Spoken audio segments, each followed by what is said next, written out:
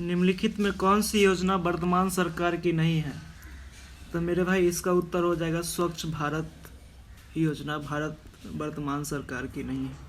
ठीक है, अब हम अगला क्वेश्चन पे जाते हैं, जल्दी से ध्यान दीजिएगा। क्या कह रहा है? निम्नलिखित में से कौन सा भारत का पहला अंतर्ग्राहिक अभियान था? तो मेरे भाई निम्नलिखित में से कौन सा भारत का पहला अंतर्ग्राहिक अभियान कौन सा था? तो इसका उत्तर क्या हो जाएगा? मंगल मिशन, मंगलयान मिशन। आंसर क्या हो जाएगा भाई? मंगलयान मिशन।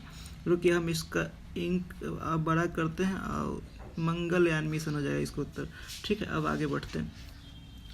पृथ्वी का अपना वायुमंडल क्यों है? तो मेरे भाई इसका हो जाएगा उत्तर गुरुत्वाकर्षण शक्ति के कारण। पृथ्वी का अपना वायुमंडल क्यों है? तो गुरुत्वाकर्षण शक्ति के कारण। चलिए अब आगे बढ़ते हैं। प्रेरक कौशल मस्तिष्क से कौन सा भाग से संबंधित है? प्रेरक कौशल मस्तिष्क के कौन सा भाग से संबंधित है? तो मेरे भाई पश्च कपाल भाग।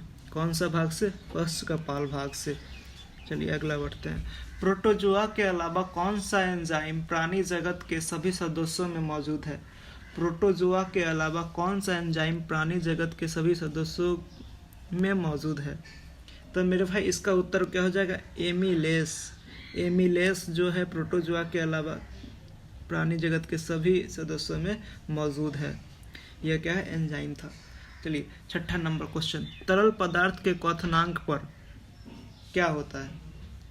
तरल पदार्थ के क्वथनांक पर तापमान नियत रहता है। क्या होता है भाई? तरल पदार्थ के क्वथनांक पर तापमान नियत रहता है। चलिए भाई अगला क्वेश्चन पे आते हैं।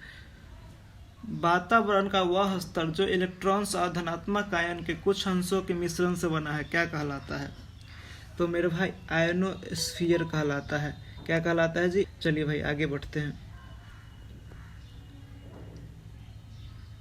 कहाँ चले? निम्नलिखित में से कौन सा कर राज्य सरकार द्वारा वसूला जाता है? तो मेरे भाई निम्नलिखित में से कौन सा कर राज्य सरकार द्वारा वसूला जाता है? जल्दी से उत्तर देने का प्रयास करेंगे। शराब पर अबकारी कर, शराब पर अबकारी शुल्क।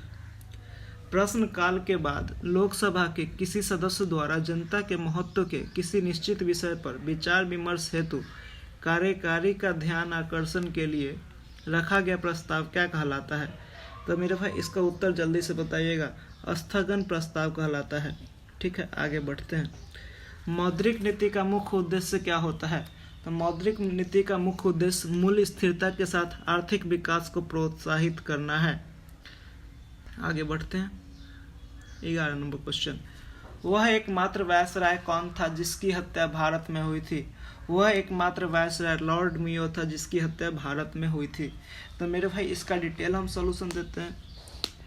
ठीक है, एक अफरीदी पैठान कैदी शेर अली अफरीदी ने 8 फरवरी 1872 को अंडमान द्वीप के पोर्ट ब्लेयर में भारत के वायसराय 1869 से 1872 लॉर्ड मेयो की हत्या कर दी थी। कारावास के दौरान वो अपने साथ हुए भेदभाव की प्रतिशोध लेने के उद्देश्य से शेर अली अफरीदी ने उच्च रैंक वाले औपनिवेशिक अधिकारी की हत्या की थी। तो लॉर्ड मेयो कौन थे? औपनिवेशिक अधिकारी थे। ठीक है, औपनिवेशिक अधिकारी थे। उसकी हत्या किसने की थी? एक अफरीदी पैठान कैदी शेर अली अफरीदी ने। कब की थी? 8 फरवरी 1872 को अंडमान द्वीप के पोर्ट ब्लेयर में। ठीक है, अब हम अगला क्वेश्चन पे आते हैं। क्या कह रहा है क्वेश्चन? भारत में वित्तीय नीति का प्रमुख उद्देश्य कौन सा नहीं है? तो मेरे भाई भारत में वित्तीय नीति का प्रमुख उद्देश्य अर्थव्यवस्था में तरलता बढ़ाना नहीं है। क्या भाई? अर्थव्यवस्था में तरलता बढ़ाना नहीं है। अगला क्वेश्चन पे जाते हैं। थियोसॉफिकल सोसाइटी के संस्थापक कौन थे?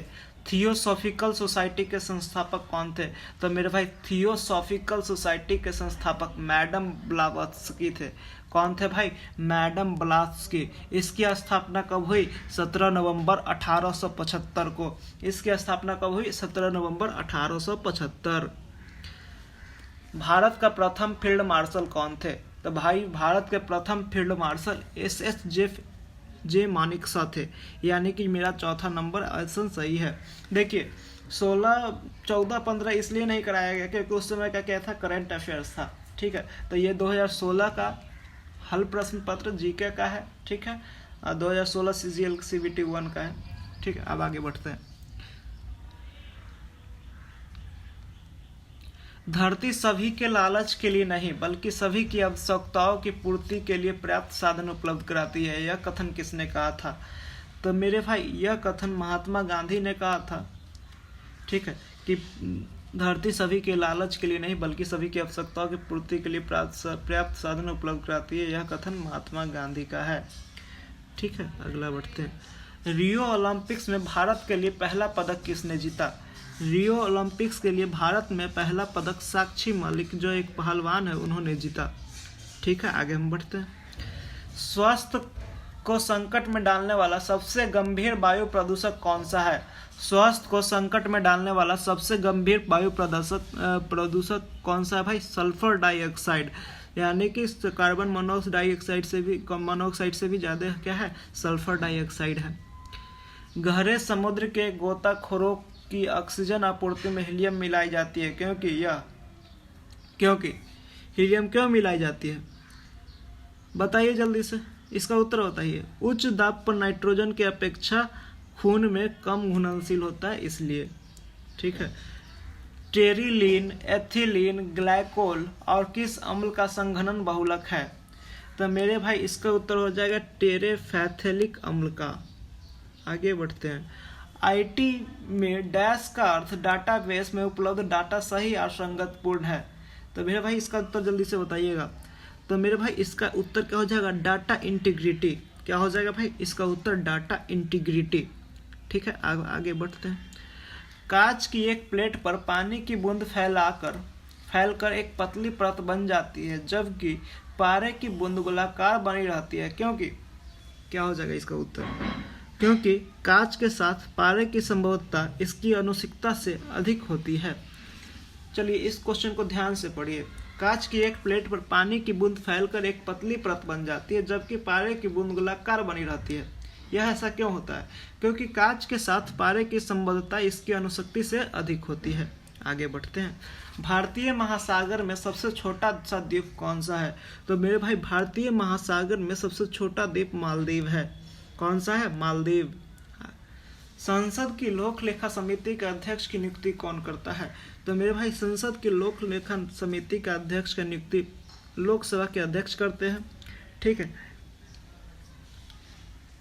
पीएससी का यानी कि लोक लेखा समिति का गठन प्रत्येक वर्ष किया जाता है जिसके सदस्यों की संख्या 22 से अधिक नहीं होती। इन 22 सदस्यों में लोकसभा के 15 और राज्यसभा के 7 सदस्य होते हैं।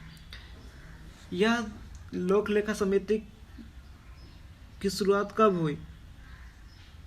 1967 से। कितने से? 1967 से।